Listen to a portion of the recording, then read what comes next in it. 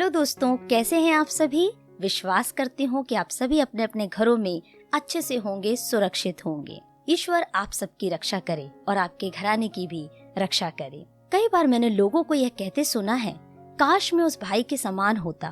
कई बार बहनें कहती हैं, काश मैं उस बहन के जैसी होती। कई बार उस भाई के जैसा मैं भी कुछ कर पाता, उस बहन के जैसे शायद मेरे अंदर भी कुछ गुण, कुछ योग्यताएं होती तो शायद मैं अपने जीवन में बहुत आगे निकल सकता था, बहुत कुछ कर सकती थी। इस तरह का विचार अक्सर लोगों को ना चाहते हुए भी कई बार निराश कर देता है। कई बार लोग बहुत कुछ करना चाहते हैं, लेकिन ऐसे विचार आने के कारण कई बार वो निराश हो जाते हैं, हतोत्साहित हो जाते हैं और कुछ भी नहीं कर पाते। अक्सर वो दूसरों के टैलेंट को, उनकी योग्यताओं को देखते रहते हैं और तुलना करते रहते हैं और सोचते हैं शायद ऊपर वाले ने सारी योग्यताएं, सारे गिफ्ट जो हैं उस सामने वाले के अंदर ही दिए हैं, मेरे अंदर तो शायद उन्होंने कुछ भी नहीं दिया है। एक बार की बात है, एक भिखारी था और उसका दिन भर का यही रूटीन था कि वो अपने एक अमुक स्थान पर आता और जो चबूतरा उसने बना रखा था उस पर बैठता और प्रतिदिन दिन भर वो भीख मांगा करता था। अब तो लोगों से भी उसकी जान पहचान हो गई थी। आते जाते वक्त लोग उसके चेहरे को जानने लगे थे, उसके नाम को पहचानने लगे थे।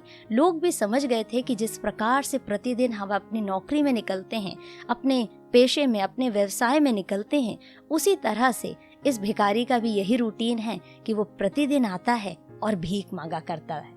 परंतु आपको एक अच्छी बात बताऊं, इस भिखारी का एक बहुत बड़ा सपना था। ये भिखारी सोचता था कि एक दिन आएगा जब मैं भीख मांग मांग कर इतना सारा धन इकट्ठा कर लूंगा और एक बहुत बड़ा बादशाह बन जाऊंगा। आज भीख मांग रहा हूँ, कोई बात नहीं है, लेकिन कुछ साल बीतने के बाद मैं पूरे देश का सबसे बड़ा बादशाह बन जाऊंगा। मेरे पास बहुत बड़ा महल होगा, मेरी रानी होगी, मेरे बहुत सारे कर्मचारी होंगे और सारी प्रजा मेरे अधीन रहेगी। इस राज्य में, इस देश में सबसे बड़ा मैं बन जाऊंगा। इस तरह का सपना उसका था। ऐसा सपना मेरे ख्याल से हर एक भिखारी देखता है। फिर क्या था, वो अपने सपने को पूरा करने में जुटा हुआ था। प्रतिदिन भीख मांगा करता था। दिन भर की कमाई में जो कुछ भी उसको मिलता उससे वो अपना खाना खर्चा चलाता। ज्यादा कुछ जमा पूंजी उसके पास थी नहीं। ऐसे करते करते कुछ साल बीत गए।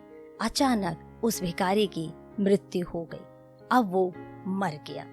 आने जाने वाले लोगों ने देखा, ये भिखारी जो प्रतिदिन यहाँ बैठा करता था, आज भीख मांगते मांगते इस दुनिया से चला गया। उन्हें उस भिखारी पर तरस आया।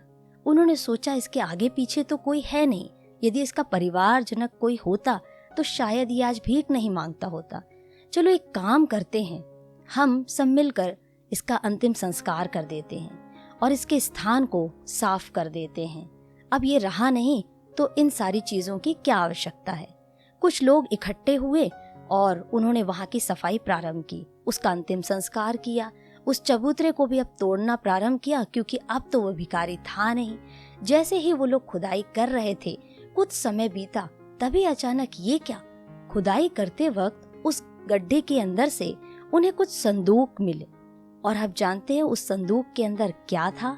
उस संदूक के अंदर था ढेर सारा खजाना, ढेर सारे सोने चांदी की मोहरें जो शायद पुराने समय की थीं। मेरे ख्याल से यदि भिखारी ने बजाय इसके कि लोगों से मांगता, अपने स्थान पर यदि तलाश किया होता तो शायद वो सचमुच अपने जीते जी राजा बन सकता था। जो सपने वो देख रहा था उसे जीते जी वो पूरा कर सकता था।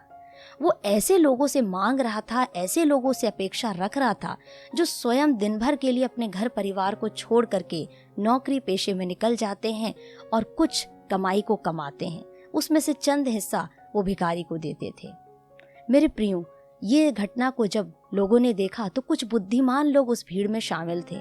उन्होंने सोचा कि ये भिखारी तो रहा नहीं, ये खजाना भी सरकार के पास चला जाएगा, क्यों ना हम भी अपने अपने घर में जाएं और अपने स्थान में खुदाई करें। क्या पता जैसा खजाना, जैसा संदूक, जैसी मोहरें उस भिखारी के पास थी और भिखारी अनजान था, वो खजाना हमारे स्थान पर भी हमें मिल जाए और हम आज के समय में बादशाह बन जाएं। जी हाँ मित्रों, परमेश्वर का वचन कहता है, पौलुस कहते हैं 2 कुरिन्थियों अध्याय 4 आयत 7 में, हमारे पास वह धन मिट्टी के बर्तनों में रखा है। प्रियो, परमेश्वर ने हर एक के जीवन में उस योग्यता को, उस गिफ्ट को दिया है, उस दान को दिया है, जिसको इस्तेमाल करके वो अपने जीवन में न केवल खुद आशीष पा सकता है, वरन दूसरे भी उसके द्वारा ब्लेस हो सकते हैं, दूसरे भी उसके द्वारा बरकत पा सकते हैं। जरूरत है हम अपने अंदर तलाश करें, बजाय इसके कि हम दूसरों के अंदर ढूंढते रहें, दूसरों के साथ तुलना करें। क्योंकि क्या पता जो गिफ्ट सामने वाले के अंदर है, उससे बेहतर गिफ्ट, उससे बड़ा गिफ्ट परमेश्वर ने आपके अंदर दिया हो। आप क्या सोचते हैं कि आप ढूंढना प्रारंभ कर रहे हैं? यदि हाँ, तो बहुत जल्द आप अपने अंदर के उस खजाने को प्राप्त करने वाले हैं। मित्रों, आप सुन रहे थे मोनिका की आवाज में कहानी मोनिका की जुबानी। यदि कहानी आपको पसंद आई है तो इसे शेयर करना बिल्कुल ना भूलें और इसे लाइक करना बिल्कुल ना भूलें। आपके सुझाव, आपके कमेंट्स मेरे लिए बहुत बहुमूल्य हैं। प्लीज़ आप मुझे कमेंट करके बताएं कि आपको कहानी कैसी लगी।